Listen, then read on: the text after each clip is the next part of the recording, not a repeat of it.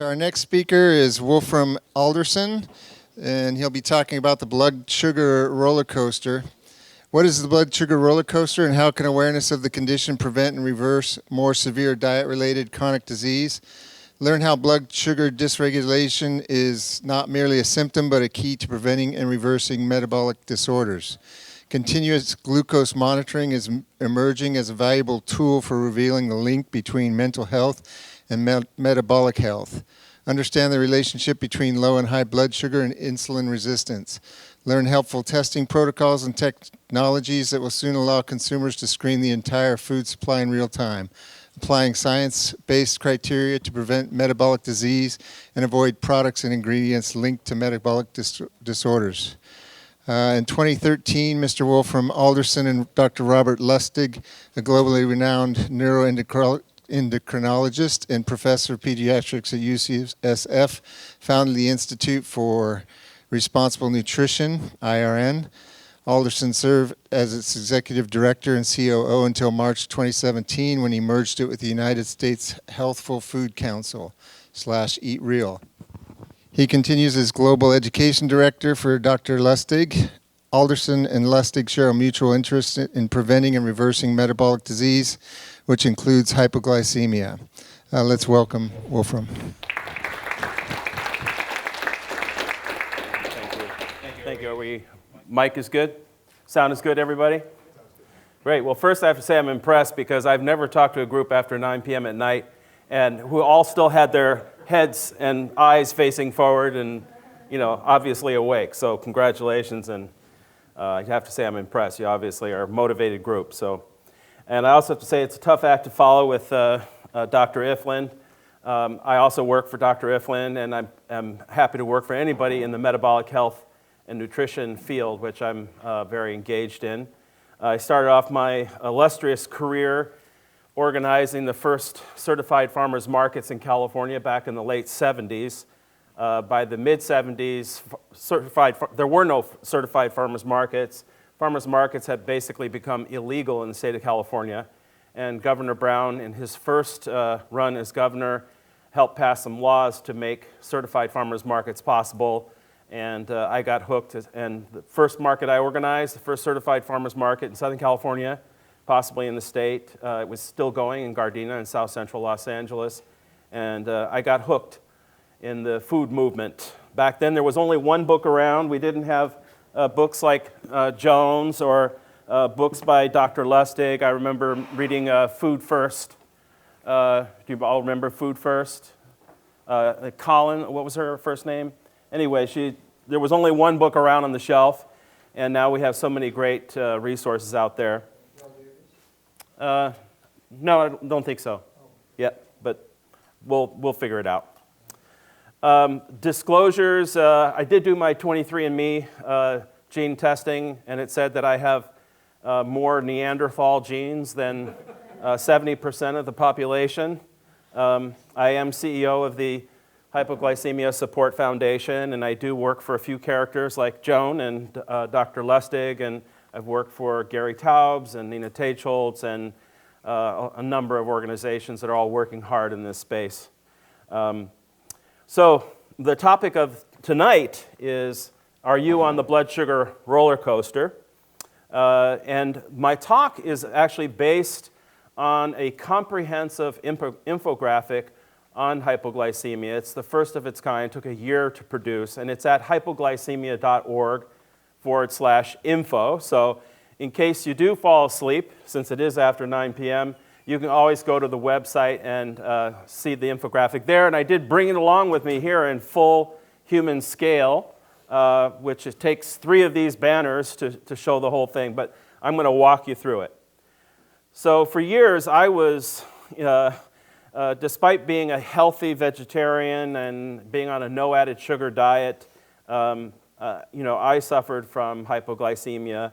I didn't know it yet. I had headaches, sweats, mood swings.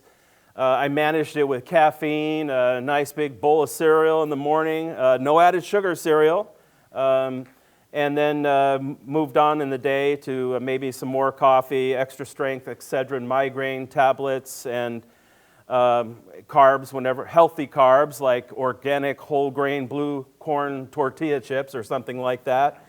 I spent a lot of time in the doctor's office and eventually was diagnosed as pre-diabetic. And then I realized I really needed to figure something out because what I was doing wasn't working. And I ended up searching for doctors and scientists out there who were really kind of changing the paradigm.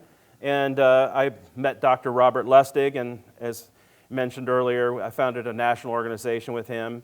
And after age 50, I actually started learning some real nutrition science, which was quite mind-opening. So you may have noticed on the first slide there's an arrow pointing. It says, "Congratulations, you may have received the gift of hypoglycemia." Well, how could it be a gift?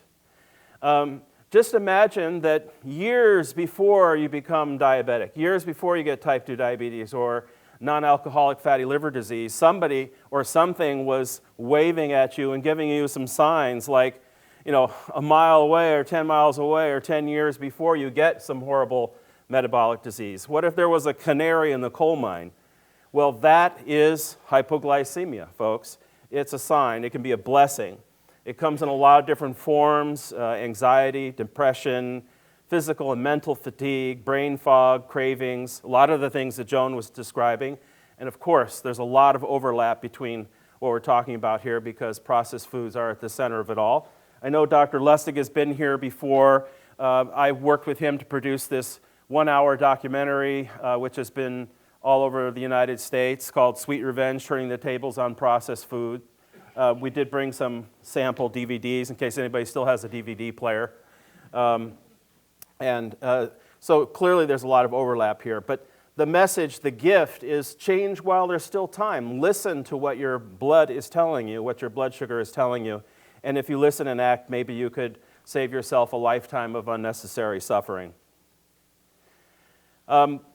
This is a fantastic Venn diagram by Dr. Robert Lustig, which is that this isn't just an issue for people who are overweight. What the Venn diagram shows, and he may have shown this in one of his previous talks here, is that on the left-hand side, you see that there's a group of 72 million obese people, and of that population, 30% are healthy, but there's a huge percentage that are not healthy. So we have about 57 million people who are obese and sick, and on the right, we have the normal weight population. We have 67 million people. So we actually have more sick, metabolically sick, normal weight people. And in medicine, there's actually a term that's used to describe the healthy, thin, the sick, thin population. It's called TOFI, thin on the outside, fat on the inside. And non-alcoholic fatty liver disease is one of the fastest growing metabolic diseases on earth. So this is just not a problem for people who are overweight. This is a problem for all of us. Over 50% of Americans are now pre-diabetic or diabetic, and the odds are that almost all of us here in the room have experienced the blood sugar roller coaster at least once, periodically, or maybe every day. Hypoglycemia was first identified by Dr. Seal Harris, and he stated in the 40s, low blood sugar today, diabetes tomorrow. So the idea that hypoglycemia was somewhere over here on the spectrum and type 2 diabetes was over here, further down the road, is an idea that's been around a long time. But actually, the medical field's been very resistant to receiving that. In fact, in the 70s, the American Medical Association tried to basically turn hypoglycemia into a bunco disease. Over half of Americans, as you can see from this chart, have some form of metabolic dysfunction, and the overlap between those folks and people who experience blood sugar dysregularities is probably near 100%. So here's a couple of interesting charts showing daily glucose levels. This is provided by a psychiatrist based in Portland. Her name is Dr. Ann Childers. And she's doing some really interesting work with continuing glucose monitors. Week 1, on the left, your regular diet, unrestricted carbs. And there you have these, you can see basically the bright orange color is, the blood sugar dysregulation and your blood sugar all over the chart, the blood sugar roller coaster. Week 2, she puts them on a low carb, high fat diet, kind of a basic carb restriction diet. And you can see the lines just flatten out. You don't see the bright colors anymore. And she's able to show that the majority of her patients coming into her clinic who think they have a mental health problem actually have a diet problem. And Joan talked about this in her own history, and I think almost all of us have had some experience. We all, talk about being hangry. At some level, we've all had some sort of mental health condition. The medical field talks about this as glycemic variability. I call it the blood sugar roller coaster, but it's certainly not the roller coaster we want to ride. It's not fun. And for most people, the cause and the cure for hypoglycemia is diet. You can see these swings in glucose levels, and the thing that I think is really important to understand is that while I'm talking about hypoglycemia, low blood sugar, we're also talking about hyperglycemia, high blood sugar, because it is a roller coaster effect for most people.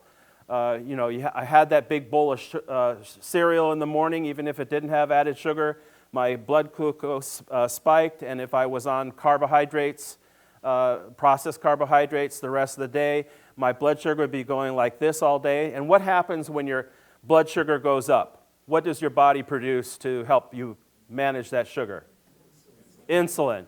And what happens when your body's just producing that insulin all the time? The insulin's trying to carry that sugar and take it into the cells. What happens? You become insulin resistant, right? The cells just say, go away, man. You're knocking at the door all the time. We don't want it. We don't want you to have to sell. And then you've got all this excess sugar in your blood. And so that's the situation that unfortunately many of us are in today. So what is hypoglycemia? Hypoglycemia is like the elephant in the room. There's a lot of people describing it. So if you go online, you're going to get a lot of what seems to be conflicting information. Hypoglycemia is associated with almost every major medical disorder. So it does accompany many different medical conditions. But for the most part, I'm talking about the most common form of hypoglycemia, which is reactive or functional hypoglycemia, hypoglycemia caused by diet. I'm talking about the chronic form of hypoglycemia versus the acute form of hypoglycemia, where, for example, you're a type 1 diabetic, you become hypoglycemic, you could die in the middle of the night, you need to get to the hospital room. That's an acute situation. I'm talking about the chronic experience of hypoglycemia. You'll hear a lot of folks in medicine just kind of get a blank stare when you talk about chronic or functional reactive hypoglycemia. They might know something about what they call postprandial hypoglycemia, which is saying 6 hours later after a meal, your blood sugar has dropped and they don't really know what's happened. They might tell you, well, have some orange juice, eat some saltine crackers. That may be what you need to do at that moment, but they're actually helping your problem just continue to exist without really addressing the cause. So oftentimes it's really a condition where they don't know what's going on and they slap that name on it. And often, what do they do in the emergency room if you've got low blood sugar? More juice, more glucose. And they may need to do that in an acute situation, but that's generally the thinking about how to address it. It's just, oh, well, let's treat the symptom, get your blood sugar back up. So it is one of the most confusing, misunderstood, misdiagnosed, undiagnosed problems. This organization, the Hypoglycemia Support Foundation that I'm a part of, is 40 years old, and it was founded by what now is a nice little old lady, lives in South Florida, has no medical degree. She had a couple kids back in the late 70s, and she just couldn't recover from that. She had all kinds of symptoms and problems and mental health issues, and she went from one doctor to the next, and eventually she found a doctor, said, oh, I've got the cure, here's a card, go to this hospital, this address. Husband takes her there, they take her out of the car, walk her in, next thing you know, they're strapping her down, and she's subjected to multiple treatments of shock therapy. It took her years to recover from that and from the shame of the experience at the time, and she ended up becoming an advocate to talk to people about the condition and wrote this book, which is now in its fifth printing. So, all the cells of the body produce, manage glucose, need glucose for fuel, but what happens with low blood sugar is those cells are starved. Why are they starved? You already kind of gave the answer. The insulin response to constantly flooding our bodies with sugar, whether it's added sugar or processed carbohydrates, is putting us into a chronic state that's depriving ourselves of the basic sugar our cells need to function. Recently, a couple studies showed that just restricting carbohydrates at breakfast, maybe emphasizing more healthy fats and protein, having eggs for breakfast versus cereal, is enough to reduce 24-hour exposure to postprandial hypoglycemia and improve glycemic variability. In other words, keep you off the blood sugar roller coaster for 24 hours. Another very recent study showed that patients with diabetes who have hypoglycemia or even low normal glucose levels in the 24 hours prior to hospital discharge have a significantly increased risk of readmission within 30 days, in addition to a higher likelihood of dying post-discharge. That's scary stuff, especially when you consider what was the last meal you had in a hospital. What was it what did it consist of? Bad food. Carbohydrates, bad food. Even if you weren't a patient, you were just there visiting and you went to the cafeteria, your good chances are you're going to have some sort of blood sugar issue after leaving the hospital. So there's definitely there's a real paradox there.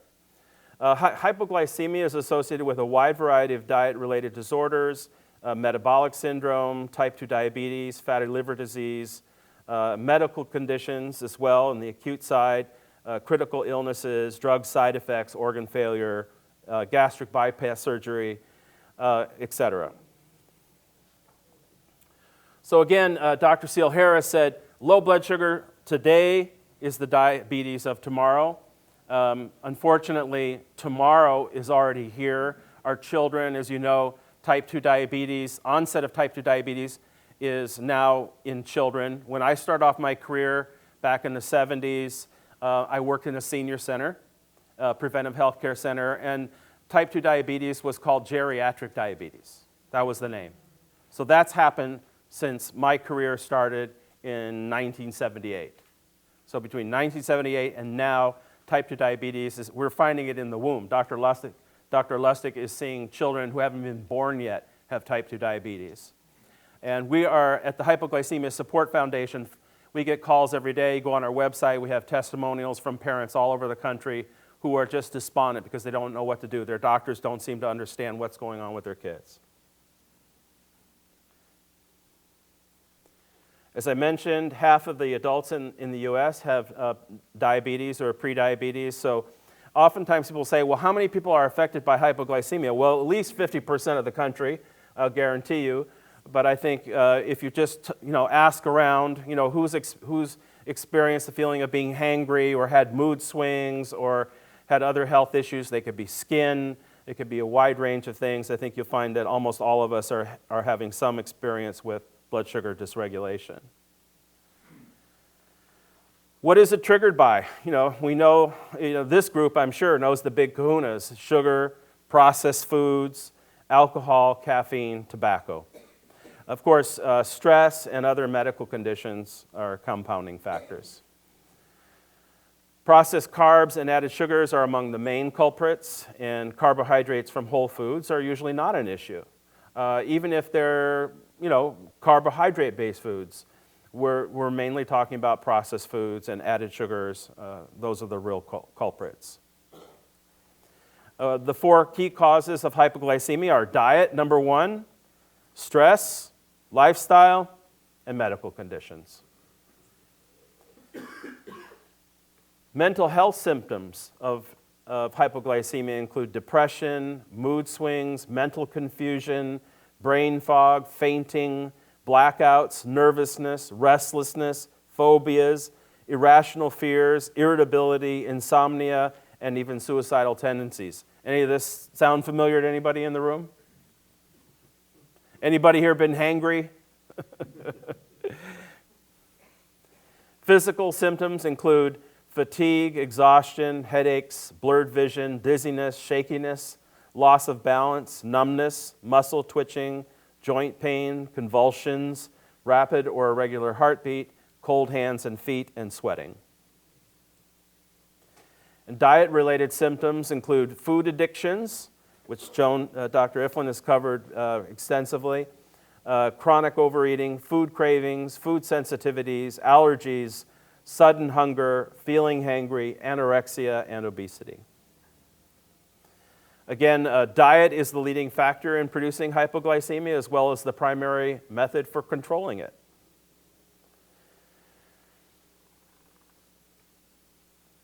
What's going on in our environment? This is an environmental problem. Again, Joan spoke about one of the key things is not blaming the individual. This is another theme of Dr. Lustig's, is not blaming the individual. We have to understand the systemic cause, the environmental cause of what's doing this. And we see it everywhere. I've just finished 22 days of traveling in Africa and Europe, and in Germany and Switzerland, and the environments are being altered, whether it's in an advanced country like Switzerland or in the Sahara of Morocco. I saw the same issues of junk foods being virtually everywhere I went. The other thing that's flooding our foods are all these food-like substances. Any of you ever heard of EFS? It's a list produced by the FDA. It's everything added to food in the U.S. I think they just shortened it to substances added to food in the U.S. There's another list called GRAS, generally regarded as safe. There's a lot of overlap between those two lists. There's about 4,000 chemicals, mostly in those lists, including acetone, which kind of blows my mind, but there it is. We know especially from work like Dr. Lustig, who's a pediatric neuroendocrinologist, that we are not what we eat. You often hear the expression, we are what we eat. We are not what we eat. We are what we metabolize. There's a big difference. So blood sugar disorders are a result of our altered biochemistry, which is a result of our altered food environment.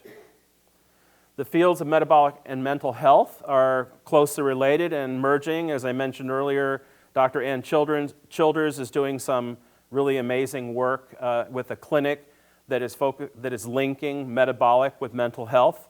And this field of nutritional psychiatry is emerging right now. Any of you heard of that field, nutritional psychiatry? Really important development. I think we're going to see, and Joan mentioned this in her talk, that we're going to see a lot of mental health conditions simply going away or being reframed simply as dietary metabolic disorders. The interesting thing is that Dr. Childers told me is that as a psychiatrist, she can't just slap a mental health diagnosis on somebody.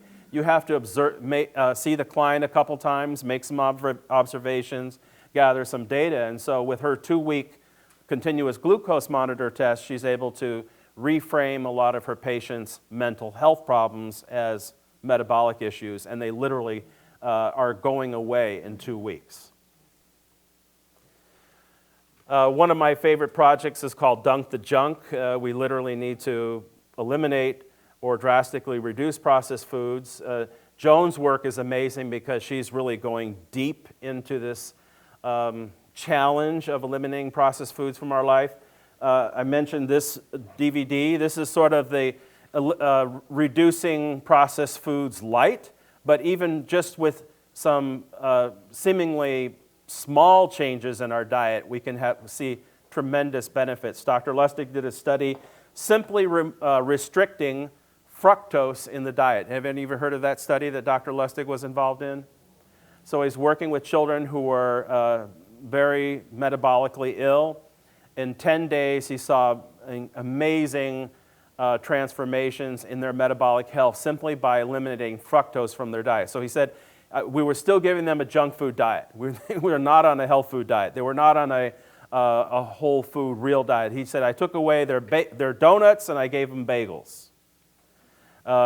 So it was an isocaloric diet, so they had to actually, once they took the fructose out, they had to work hard to keep their calorie levels up because their appetites went down as soon as they took the fructose out of the diet. And fructose, of course, is one of the two basic sugar molecules, which you've probably heard about here before. We have glucose and fructose. So he was really only focusing on the more, let's say, vicious of those two. Clearly, we need to look at the starches, pastas, breads, and pastries. I generally keep those out of my diet, but I was traveling in Morocco for a couple of weeks, and bread is just a huge staple there, and it's not the whole grain bread that maybe they ate 10, 20, 30 years ago. It's a white bread, and it's just everywhere, and it comes out in big quantities, and if you're a vegetarian like I am, that might be a big part of your meal in a lot of Moroccan restaurants. So, but of course, it's everywhere. In Germany, a developed country, you've got bagels and all kinds of breads and pastries in your face everywhere you go. So it's definitely a challenge no matter what part of the world you're in. So it's imperative, as Joan also talked about, to limit or remove trigger foods and substances that invite negative blood sugar responses. As she mentioned, it's very difficult. The big kahuna, sugar, flour, alcohol, caffeine, and tobacco. But as I mentioned, we have the EFIS list with 4,000 chemicals, all of which are designed to stimulate our palate and encourage addictions. There's a wealth of evidence. In fact, there was just a new study that came out today or maybe yesterday on processed foods. Kevin Hall is the researcher, telling us kind of what we already know, I'm sure, in this room, that processed foods play, especially what they call ultra-processed foods, play a major role in metabolic disease and obesity.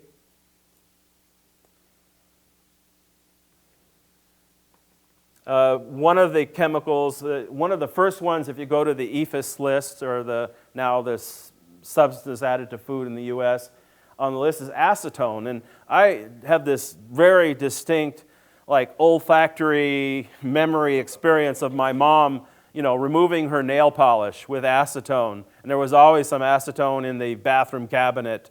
And if you had a bad stain or certain types of stains, you would use acetone to remove it. And it's listed, these are some of the names. It's not just called acetone, these are some of its other names used on the list. And what blew my mind was, okay, hard enough to understand they would add that to our food, but then it's used as a flavor enhancer and a flavoring agent. That's the rationale for having acetone in our food. What's coming forward is a lot of the research on these substances is showing that they're inflammatory, they bring on early onset of puberty, they are metabolic disruptors. And we are literally living in a chemical soup where these substances are being poured into this food environment, to this food system, into our diet, and there's almost no research on the effects of these substances, both by themselves, but also what happens when you mix them all together in this big chemical soup. But we are starting to see studies that are showing that they are triggering hypoglycemic episodes, but of course a lot of other medical conditions. So it is, many people are finding it's possible to reverse metabolic disorders such as hypoglycemia by restricting carbohydrates. And I'm sure this isn't news to you. Dr.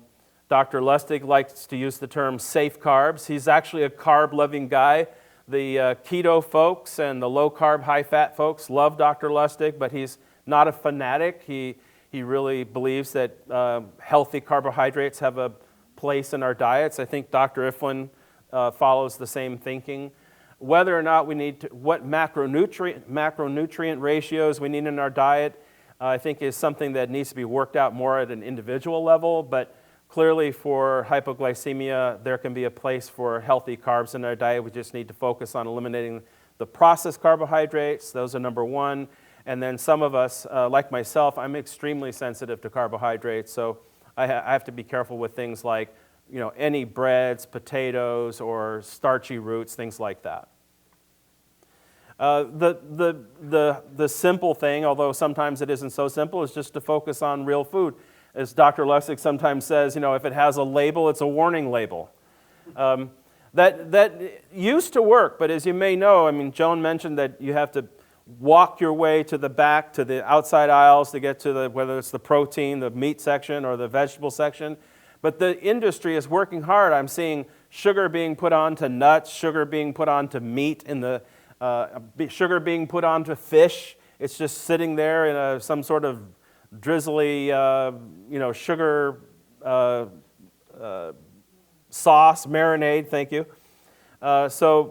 We even in the sections where the food is on display that's not in a package, we really have to look twice to make sure that we're not getting the added sugar and powdered sugar and other things put on it. For some, eating small and more frequent meals may help stabilize blood sugar. Certainly on long trips like airplane rides and so on, you need to be prepared and have healthy snacks or healthy food on hand. But what's more important is the quality of the food than the quantity.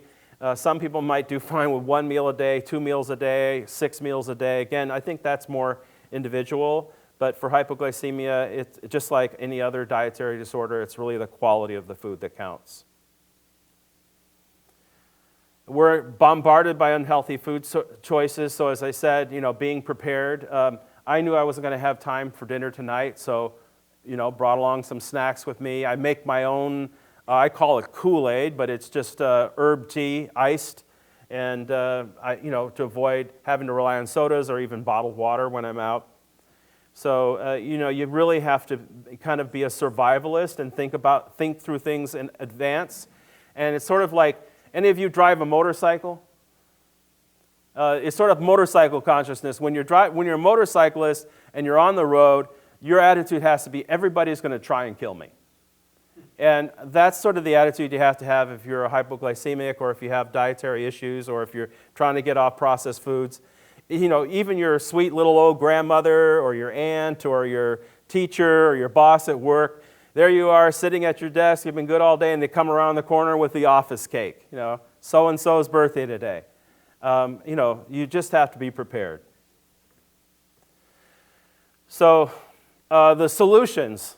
Good news is simple things like cooking, exercising, rest, socializing. These are really the big answers to hypoglycemia.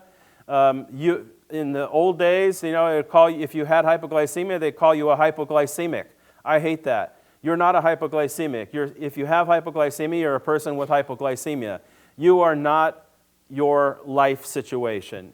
You may have a health condition, but you are not. That doesn't define who you are. So focus on the conditions that are affecting your health and change them. There are some interesting tests. So let's just say anybody suspect that they might be hypoglycemic or this might be a concern. What do you do about it? So there's something called a glucose tolerance test, and there's a short version, I think like 3 hours and 6 hours. You want to go for the long version. You want to find a doctor that knows how to look deeper, not just look at sugar, but also look at your insulin response. If you follow up with me after this, Dr. Lustig's provided a nice set of protocols, different tests, and sort of some tips you could print out and take to your doctor in case your doctor doesn't know much about this. They're not going to admit it to you, so you might want to go prepared to give them some tips on testing for this, rather than have them tell you, well, you just need to have another glass of orange juice in the morning. There's some new tech and old school methods. Any of you ever tried a food journal? Anybody? Nobody?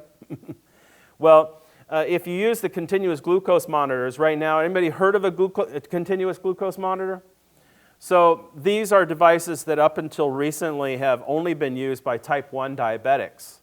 And very important for them, because if your child has type 1 diabetes, they could get hypoglycemia in the middle of the night and they could die. And so obviously you want to know at all times what's going on with their blood sugar. These devices currently run about $400 a piece, and you need a prescription to get them. Your doctor can prescribe it for you, but if you're not type 1 diabetic, you're going to have to pay for that device out of pocket. But there's a whole list of companies now working on developing this technology, making it available for type 2 diabetics, and then the next big market is everybody. For example, a company in San Francisco called Sano Health is making a device, and they've received a lot of investment from Fitbit. So these devices are literally going to be like Fitbits in the future, just like you can monitor your steps and monitor, how many feet you've gone during a day. You're going to be able to monitor your blood sugar and get a report on that every 5 minutes.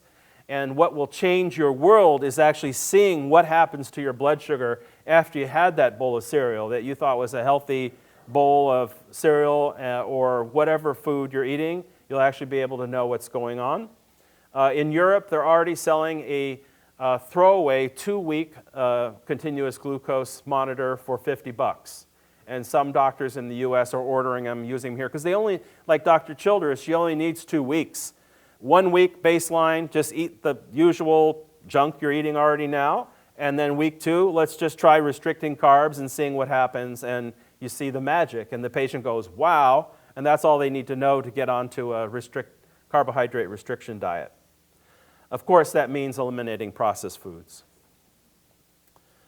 A food journal, what that does is you have the charts that I showed you at the beginning, what's going on with your blood sugar. You want to be able to tell your doctor why. What were you eating that made your blood sugar go like this and then 3 hours later drop down to dangerous levels? So the food journal is important both for you as well as the doctor to understand what was going on at that time.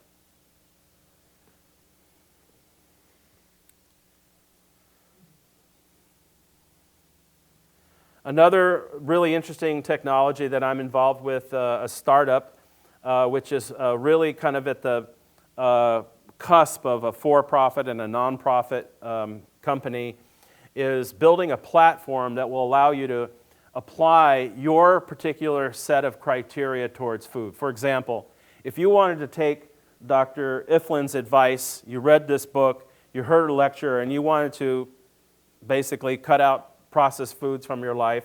Joan could give you a lot of really good tips, but let's just say you go online to Amazon.com or you're in the store and you just want to check something. You would be able to do that either with your phone, or you would be able to apply that filter to Amazon.com or wherever you do your shopping.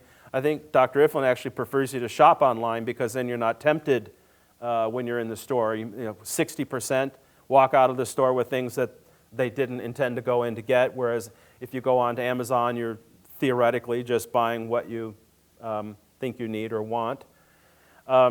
So we're working on another filter for Dr. Lustig. Have you heard of his list, 56 names for added sugar? So he produced people ask, well, we want to cut added sugar out of our lives. What is it? It's not just table sugar. There's a lot of different names for sugar. Well, in developing the no added sugar filter, we actually found over 300 names for added sugar. And they're coming up with creative names for added sugar every day. So anybody else have any criteria for, just kind of popcorn, tell me like what criteria are you using to buy food? Like gluten-free, kosher, low carb, no added sugar? It's at least 50% calories from fat. 50%, so you're on some sort of lower carb, high fat diet. Higher fat. Yeah, higher fat. Keto, I think, is 70% fat. Anybody else have a kind of a basic filter or criteria? Did it grow recently or did it eat grass? Okay. All right. Good. So we are working on a filter related to meat, the source of fat. We're developing a sugar matrix as well as a fat matrix, meaning we're not just producing to make a decision about sugars, we're not just providing a list, we're looking at their sources and their physiological impacts. There's actually some sugars which are basically more fiber, it's mostly fiber than sugar, so if you wanted to say absolutely no added sugars, we could filter those out, but you might just say, hey, I just want to cut out fructose. We're actually able to get down to that level of granularity. The same goes for fats. Obviously, there's healthy fats and there's unhealthy fats. How do you know what is what? Are seed oils okay? Is cold pressed versus hot pressed, etc. Any other filters out there? Just eat real food. So if you want to make those kind of decisions, you may just use common sense, but the minute you go in the middle aisles and you're buying, let's say you want to do spaghetti sauce tonight, and you don't want any added sugar in your spaghetti sauce. There's probably 30 spaghetti sauces on the shelf, but maybe only 2, maybe only 1 that has no added sugar. So we would be able to filter all those out and find the one that you want. This is really a game changer because up until now, consumers have just had to rely on front of package labeling and a lot of noise out there in the food space, as I'm sure you're aware. Another really interesting technology that's emerging is the idea of personalized nutrition, and I think there's been a lot of hype in this area, but this particular company that I've been working with, I think, is doing a remarkable job of really bringing together a lot of data to inform your nutrition and be able to target and design your diet based on your personalized needs. And I was telling one of the founders of the company how my mom had struggled because I was a vegetarian, so she had to make 2 meals, one for the carnivores and one for the vegetarians. She said, oh, that's nothing. I have to make 5 different meals every night. She's got husbands on keto and a kid who's vegetarian, another one who's vegan, another one who's et cetera. So things have gotten more complicated, and so this kind of technology is emerging so we can not only design our own personalized nutrition, but our whole families. So I'm just closing. I'm open to answer questions. Hypoglycemia.org is a really comprehensive information site designed by patients, but working in conjunction with doctors and nutritionists and a lot of others. So there's a lot of resources there. And like Joan, we're in the social media space. We have a public Facebook page and a private Facebook page. It's been growing very rapidly, just getting the word out there. And of course, Roberta's book, our founder, Do's and Don'ts of Hypoglycemia, and we add more information to our website every day. So please feel free to visit our site, and I'm open for questions. Thank you. We have about enough time for one question, so.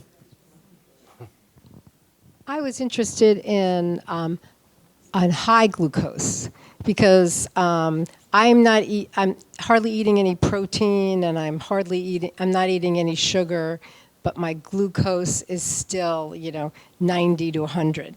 And so I don't know if you have any insight on what might bring that down to like 80, 70 or something like that. Maybe we'll talk more afterwards, but I think a lot of what I was talking about for low blood sugar works for high blood sugar. We know it's diet related, but as I mentioned with personalized nutrition, there's no one size fits all. So if I were to just throw at you, oh, you should go on keto, or oh, you should go on this diet or that diet, then I'm giving you some bull.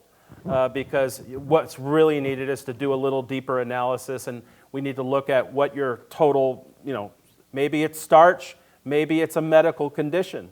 It has nothing to do with your diet. So again, maybe we could follow up afterwards, but I'm reluctant to give a quick answer or a one-size-fits-all answer because there isn't one. All right, let's thank Wolfram again. So we're here every third Thursday of the month, and so we hope to see you back again with us and spread the word. Thank you very much for coming.